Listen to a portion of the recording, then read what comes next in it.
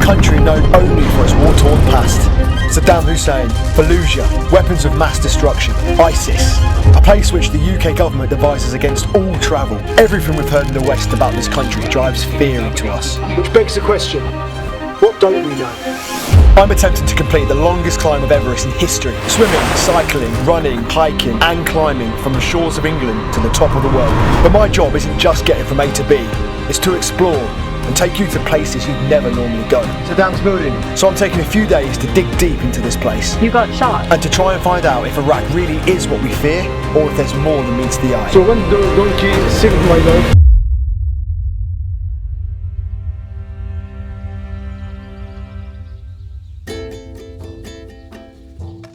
We had crossed into Kurdistan, an unrecognised nation of people spread amongst Turkey, Iran, Syria and Iraq. At the border, I was helped across by this bloke, Dr. Tamir, a local vet who had offered to show us his work in the region. I had absolutely no idea what to expect. But before we kicked off, it was time to meet back up with the rest of our team. They're here. Hello, you. So good to see you. I've missed you. The famous Jackie. Jackie is a close friend of Stan, who has been coordinating logistics for us and spent 7 years living in this part of Iraq. And of course, big boss producer Molly was back in the saddle. Our new ride. We had a big day ahead. So after a massive lunch, we headed with the doc to see one of his talks at an internal displacement centre for children forced from their homes by war. For animal rights, I go to there, I give some presentation to them about animals. Amazing. Oh God, they're all lined up. They've got a school bus of kids coming out. Where are these kids coming from? I don't know. I was totally overwhelmed as the 200 kids gave us a hero's welcome. But this was incredibly special. Oh, they're all holding hands. No, stop. That's too cute.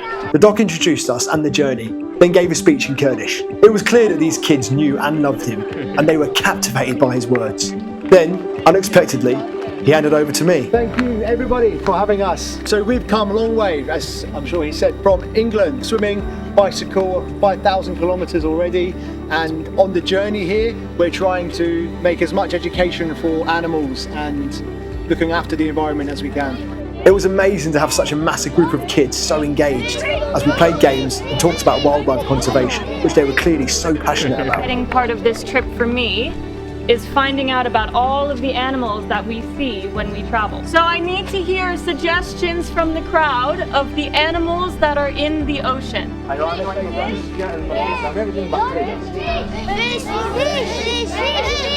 this? And like this? And you're gonna run away from the shark like a dolphin. Go! Like a dolphin, like a dolphin. They also wanted to know why the hell I was doing this mission. Because it's a chance to prove that you can do anything you want if you try. No mountain is too high. No challenge is too tough. If you work hard, you can do anything you want. And because he's crazy as well. And because I'm crazy. And because he's absolutely crazy. Thank them very much. Thank you guys. Thank you. There's a lot of you. Come. Believe, trust, dream. What did you think of that, Mitch? Amazing. Overwhelming, mate. Again, it was overwhelming. That age is when you're most influenced. That age is when one encounter or one experience will stay with you for the longest. Obviously having an amazing doctor here come and give us speeches, and this is when they're going to remember it the most, you know, when children are this young. This is when you make the most difference. That's how you make real change. I wanted to find out more about Dr. Tamir's work, so we headed to one of his facilities for something very exciting. We're here with 2 porcupines, 2 Iberian foxes, and buzzard.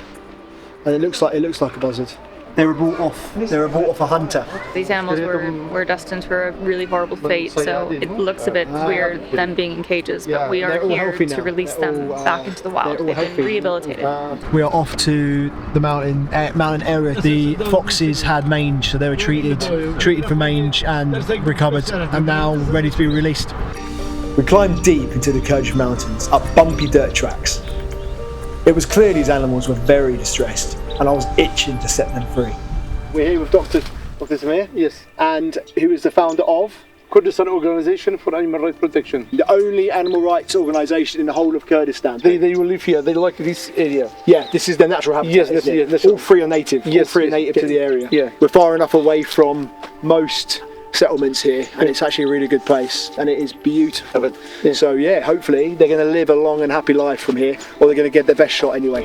It had been a mad day. We had woken up in Turkey, and now we were deep in the Kurdish mountains, setting free these beautiful animals in a protected area. The last 5 years since I was here have shown that we're now caring for animals. Yeah, it's amazing. it's crazy. The fact that this is protected land. You are just cute. I want to cuddle you. I mean, you're going to get a nice little nip to try and do that. Ready?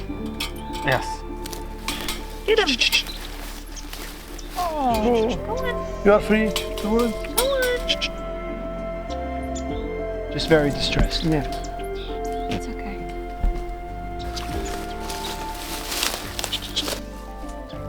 And there we go, back into their natural environment. At least they're moving off as a pair. Every bit of our experience so far was completely different to what I'd expected. Yeah, you're free. You're free. And this man and his work was unbelievably inspiring.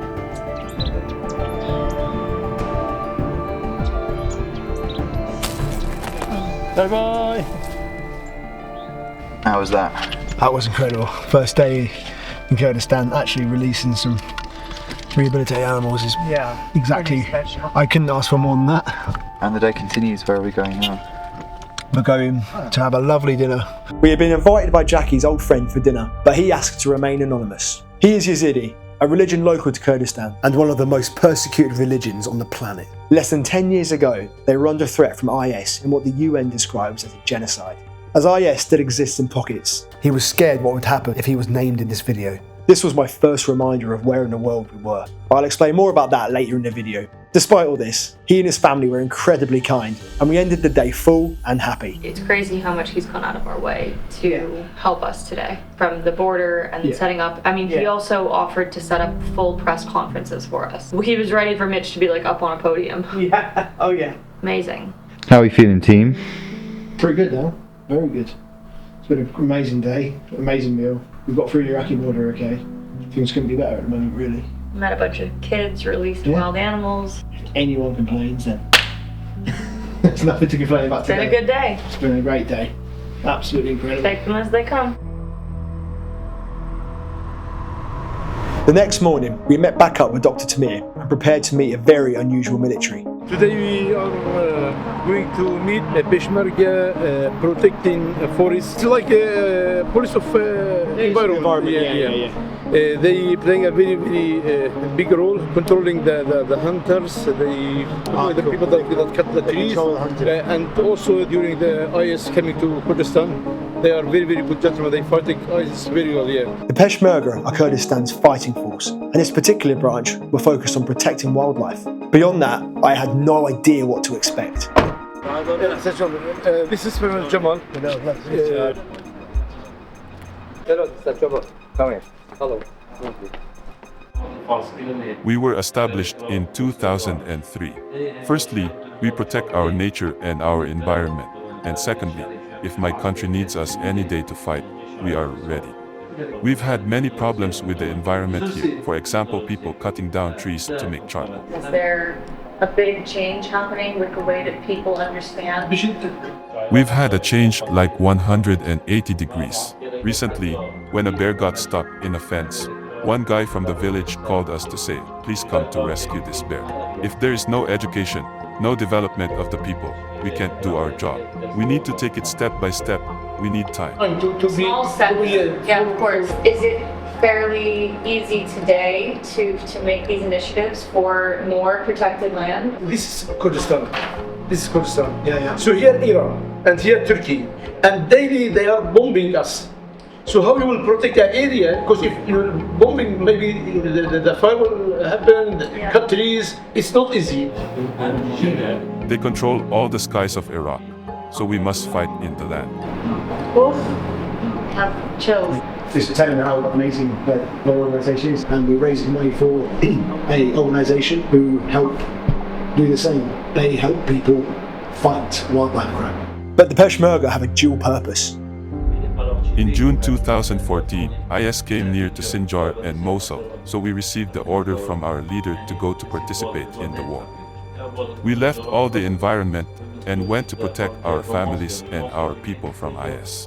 In 2014, the Peshmerga fought fiercely against IS, and despite being outnumbered and outgunned, managed to hold out and prevent them from taking the north. I love seeing the women involved. For me as a general major here, I respect all women. They have a special place here.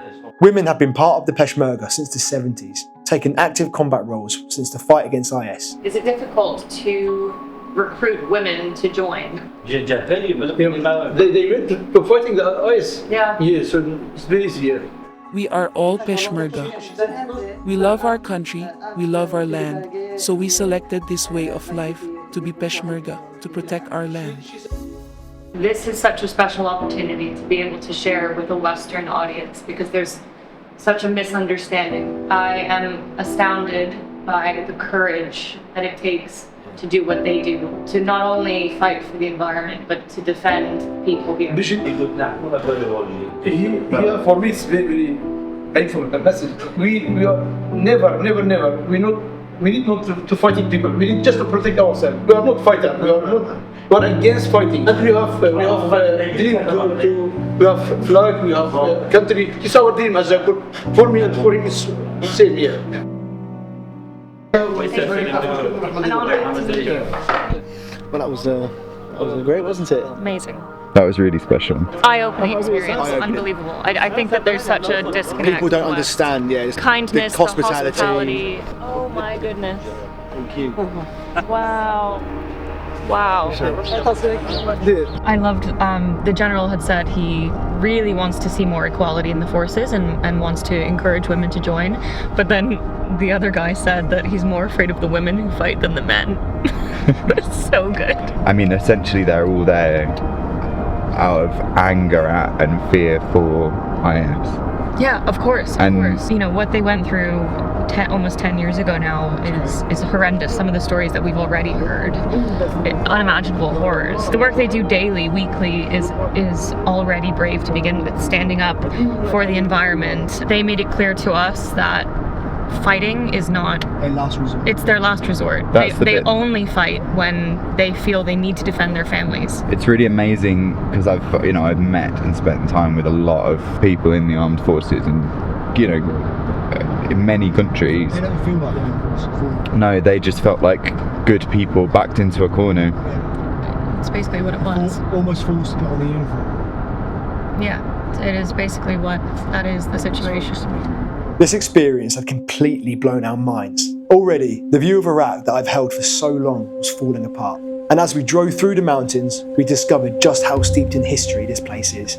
Iraqi military started to bombing these two mountains with chemical. Now, my sister, she one of them that she escaped to Turkey. We relieve her uterus because she get poisoning from the weapon.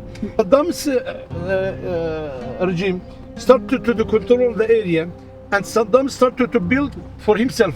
I will show you. So in 1991, again revolution. So 1991 is when you took over. Took back these mountains. Yeah.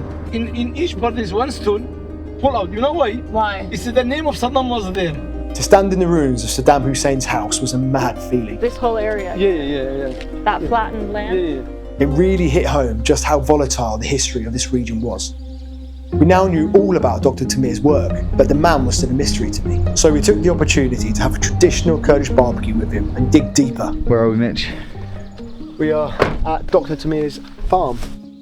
Overwhelmed with the history lessons at the same time as being surrounded by these amazing people. I just think it's difficult to even call it history when it's so recent. ISIS was only dismantled in Iraq in 2017. Between ISIS and the Saddam, this tiny little region right here, we can't even comprehend what they went through compared to while we were living our little cushy life.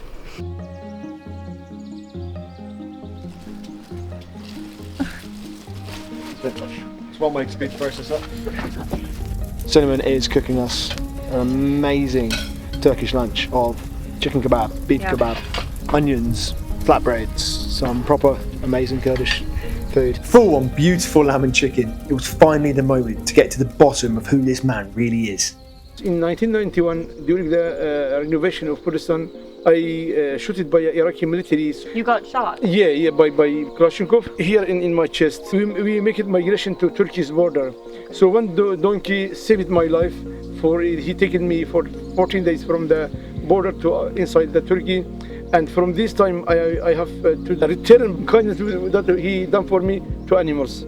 I find it's very brave to take a stance and to advocate for something when it's not the cultural norm. Anytime, if I rescue an animal, this day is holiday for me. Like I am born new, or I am married again, or I have all life. This is the life. Gift. So I'm happy with this world. And sometimes I might make my life in very dangerous.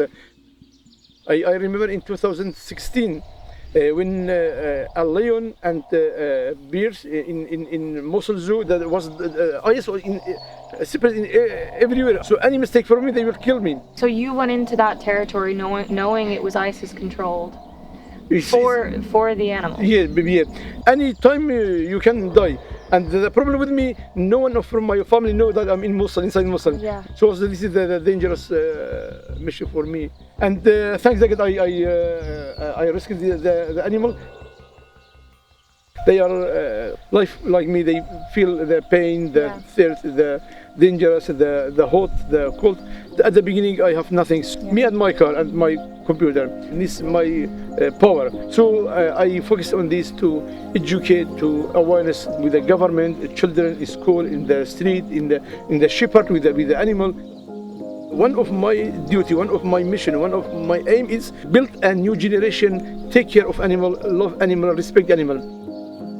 You know, a lot of people want to change the world and say that they can't because they don't have the means. But this is a man who went, I have nothing. What do I have? I have a laptop, I can write. And that's it. And he decided to change the world. I just think that's amazing. Dr. Tamir is yet another prime example of exactly what this mission is all about. That everyone is capable, but not everyone's willing. And that one person with the right will can make a massive difference. If you want to support what the doc does, you can email him directly on this address. He needs all the help he can get. We finally said goodbye to Dr. Tamir, but as the sun got low in the sky, there was one final incredible story to dig into. So we're at a Yazidi temple. So shoes off and let's go and see. We had met back up with Jackie's friend, who had invited us to visit Lalish Temple, the most important holy site for the Yazidi people. Our friend Jackie was working in the area during the IS insurgency of Iraq. When was the last time you were here, Jackie? 2014. Wow. I'm trying not to cry. All of the Yazidi communities have temples, but this is the main one. This is it. And we probably would need days to properly explore, but just to be here for a couple of hours is very, very special. In 2014, IS attacked the Yazidis of Sinjar. Thousands were captured or killed, and 100,000 fled to Mount Sinjar to take refuge without supplies. 7,000 of the women were captured as sex slaves, many of whom never returned. This atrocity is fresh in the minds of every Yazidi in Kurdistan. 4,500 of them lived here with nothing. How long for? Months. They were stuck here for months and then they went to the camps. In the displacement camps. Yep. Being in this place, with even half an understanding of its history, was deeply powerful. It was incredibly beautiful and rich with thousands of years of history. This is the heart of the temple too. Seeing our friends and their child together here in relative peace was even more powerful, and they welcomed us into this place with open arms. Every people put that kind of flower at the gate of the house. We call it Beibun Nisan. Everything has meaning. When you have a problem, you have to unlock one and then Unlock a knot and tie a new unlock and tie, yeah. Perfect. A knot.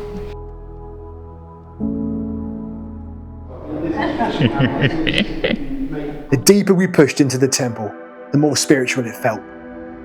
It's the biggest sheikh of Yazidi people, and he is the one that he built this temple. And that is his grave. probably the most spiritual feeling place I've ever been. Me too. That is the oil, and this oil is from the olive, and the only olive that planting here. That oil is used just for lighting the candles all around the temple for the whole year. People stand there, and you can say your wish, and then you put it here. Then you wish. Close my eyes. Okay. This. Wow! Yes. Man, you got it. Man. Yes. Good man. Lots of wishes coming true today. The ongoing suffering of the Yazidi people is horrific, but being invited into their most holy place was an honour I will never forget.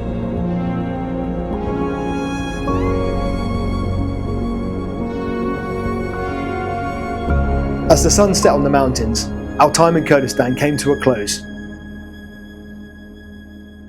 The next morning, it was time to saddle up. Right, Mitch, let's get going again, shall we? Oh, back on, eh? Back on the road. My time in Kurdistan was mind-blowing. Anyone that's from the West that tells you that they don't have some pre-existing prejudice naturally in them is lying, because of the way you've been brought up, you know what I mean? Being there in person changed my perspective. People were just incredible. We could take a massive note from their book in terms of how to treat people, how to live life, how to celebrate, how to make the most of every moment. 10 years ago, your whole life and family's in danger, so you live for the moment in the way. I wouldn't say we were lucky at all, because luck implies that it doesn't happen often. Wish we could have stayed longer. It was too quick. It was just amazing. I still have over 1,000 kilometres to cycle through Iraq, and I have no idea what challenges and incredible moments it will bring. But my time here had answered my question. No, Iraq is not what you think it is, and I can't wait to see the rest of it.